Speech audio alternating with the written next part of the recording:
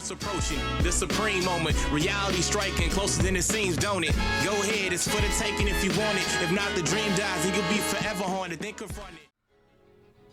What's good? So this is another unit that's coming up with the summonable banners on the World Tournament Dragon Ball Saga ticket banners. So let's go ahead and cover the unit. Of course, this is the Cyborg Tao, and I do have to say Mercenary Tao is one of my favorite villains within the Dragon Ball universe, just because of how much of a cold-blooded assassin he is, but he's also got a little humor to it, you know what I mean? So definitely a good throwback unit. Let's go ahead and cover the stats and we'll go from there. This unit, I will say, is actually pretty good, and one of the better units, I think, on the summonable banner now. Again, this is the Extreme TEQ Cyborg Tao unit. Leader skills tech type, Ki +2 HP attack and defense increase of 50%. Super attack will cause supreme damage with a medium chance to stun the enemy. The passive skill is attack and defense increase of 100% when performing a super attack, plus an additional attack and defense increase of 20% with each attack received up to 80%. So that is a pretty good percentage point, and you'll see that difference between both the attack and defense based on how many attacks he receives. The links are pretty trash, I guess, for lack of better words. Crane School's attack increase of 500, Supreme Warriors +1 Ki, Coward is +1 Ki, Revival is +1 Ki, Dodon Ray is also attack increase of 2000 when this SA is launched, and then Brutal Beatdown is 10% to attack. Two categories, World Tournament and Resurrected Warriors. Obviously, World Tournament doesn't really have a good category lead for that, so for this showcase, it will be on the Resurrected Warriors. And the good thing about that is, at least a lot of the units within the Resurrected Warriors category do have Revival, that is +2 Ki at least, and then a couple of these will have Brutal Beatdown, so that's 10% to attack. A few units do also have the Coward link skill, which is +1 Ki, so you shouldn't really face too much of a key issue when running the Resurrected Warriors category. Now, 100%, you are looking at HP of 9,458, attack is 11,004, and defense is 6,908. 12 Ki Multiplier is 130%. Again, on the Resurrected Warriors category, you are at least getting the 170% boost to stats for at least attack anyway. So you will see a decent output overall. And again, the unit does better after receiving a couple of attacks. So, I mean, in terms of attack stat output, you can see upwards of 1.5 million. Actually, very good units. So, along with this Mercenary Tao, I was very excited that Android 8 was finally coming out as a playable unit. I think a lot of us had waited a very long time for, throwback units, and I've been saying it for a long time. I would love to see an Android 8 unit introduced into Dokkan Battle, so I'm very happy that it finally happened. Now, these guys have a max level of 100, so they don't have a Dokkan Awaken right away, but eventually they will. I mean, they tend to give units within the DB Saga banners Dokkan Awaken at some point, so later on down the road, we'll probably see that, and their stats, overall stats, will probably become a little bit better, if not much. So it's at this point in time, this unit's still pretty good. I think, like I said, the links are definitely an issue, but there are a couple that could certainly get links, out of it. Like Coward, Revival, and Brutal Beatdown is probably the most common you could find out of the group. Those are actually going to provide a decent amount of Ki boost overall. I think Coward and Revival combined will be about 3 Ki, and then Brutal Beatdown is 10% to attack. So, definitely a little bit of an issue, but if you build a team accordingly with key links and supporting passives in mind, I think you should be okay. You probably shouldn't face too many issues with that. Now again, you do have units within Resurrected Warriors like the physical type Easy A Kid Buu, which provides a substantial support. With the passive, with like the 50% increase and Ki boost, and then 30% if HP is below 80%. Angel Golden Frieza obviously reduces super type enemies defense, along with having links like Brutal Beatdown. You do have other units like the Easy A-Tech Golden Frieza, who at least also has the Revival link skill as well.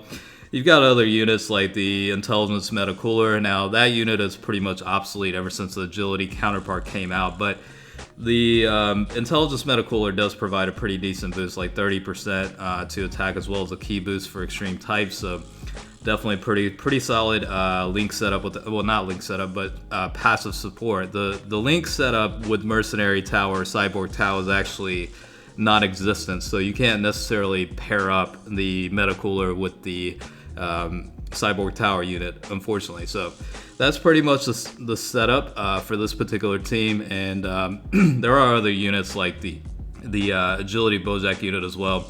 I think that unit does at least have the Coward Link skills, so a couple of decent units overall. I mean, these are, for the most part, somewhat realistic units you would tend to run on this type of team. Now, obviously, you can bring in a lot better units, but I think it's realistic enough to where it's acceptable. And, back to the whole Cyborg Tao, Mercenary Tao, like I said, definitely one of my favorite villains in the game. I mean, it's one of those types of villains where I do like the human element to it, you know what I mean? Like, at the time in the manga, he was certainly the most powerful, human being on the planet for the most part, you know what I mean? And he was a cold-blooded assassin going through his 20th anniversary of being a killer, you know what I'm saying? And he's running through the campaign where it's like 50% off for any hits that were requested, and overall, it was just very entertaining of a villain. And of course, with the Cyborg Tao, he came back after his first fight with Kid Goku during the World Tournament, and Tien pretty much showed him what's up.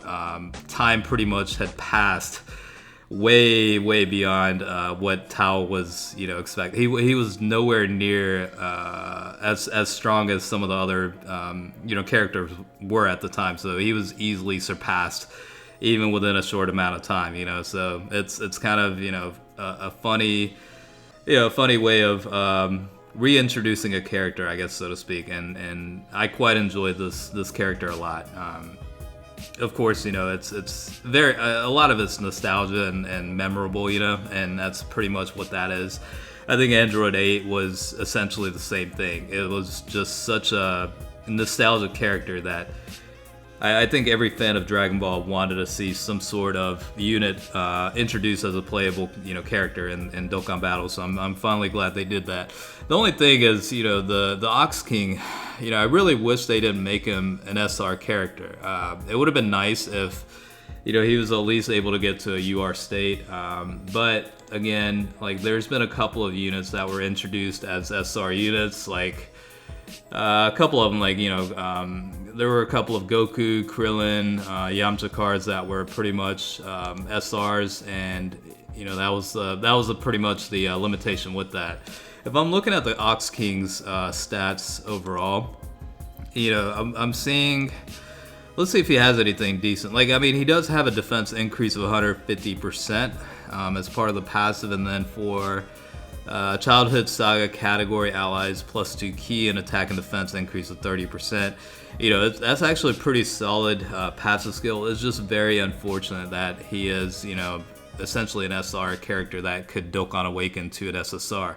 It would have been much better if you could at least get him to a UR state, but again, that's not always going to be the case, and sometimes you're just going to have to deal with units that are SR that have a pretty decent support. Like, the other one was the GT Trunks unit, who was introduced, I guess, off of the banner, and then wouldn't stop showing up on the ticket banner for, I think it was like 4-year anniversary ticket banners or whatever. But that unit actually does have a pretty good solid passive skill setup. I think it was also 30%.